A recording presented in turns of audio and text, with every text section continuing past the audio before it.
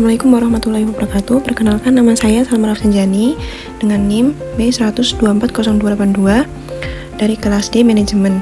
Di sini saya akan mempresentasikan hasil lembar kerja kewarganegaraan ketiga pertemuan 14. Di sini saya melakukan kegiatan observasi melalui media online. Observasi dilakukan dengan membaca berita dan artikel di media online yang melihat banyak sekali kasus korupsi di Indonesia, antara lainnya korupsi Pertamina, seorang ASN korupsi, korupsi BTS 4G, korupsi timah, dan bahkan Era Nadiem terlibat kasus korupsi laptop. Terkadang koruptor ini menyuap kembali hakim untuk tidak dipenjara lebih lama sesuai dalam undang-undang. Jika hal ini terus terjadi, maka yang terjadi anak muda zaman sekarang banyak sekali yang mencontoh para koruptor ini karena tidak akan takut dan semakin merajalela. Bahkan koruptor sudah masuk video berita di televisi, tidak ada ekspresi untuk merasa bersalah atau malu, malah justru bangga. Lebih terpentingnya lagi, sudah tidak ada keadilan dalam negara kita sendiri, karena dengan orang dalam atau menyuap jaksa hakim bisa memperingan masa hukuman untuk koruptor.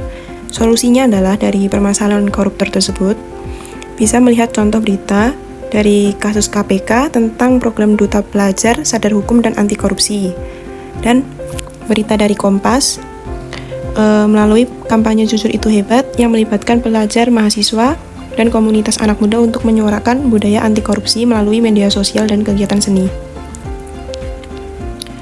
Lalu langkah kedua, menentukan tema atau topik, yaitu temanya peran generasi muda dalam gerakan anti korupsi.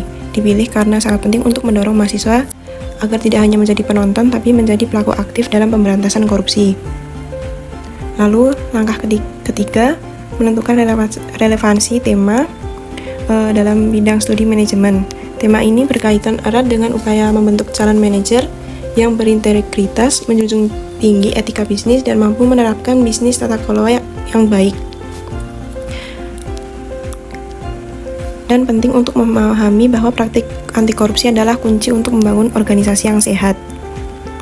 Relevansi dengan mata kuliah pendidikan kewarganegaraan adalah mengajarkan pentingnya peran aktif warga negara dalam mendukung pemerintah yang bersih dan bebas anti korupsi.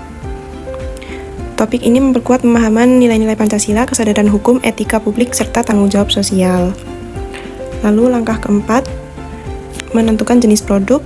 Jenis produk yang akan dibuat adalah video gerakan pemuda dalam memerangi korupsi dan ajakan untuk melakukan pemuda anti korupsi dengan tujuan agen perubahan dengan kesadaran masyarakat dan mengawasi jalannya pemerintahan.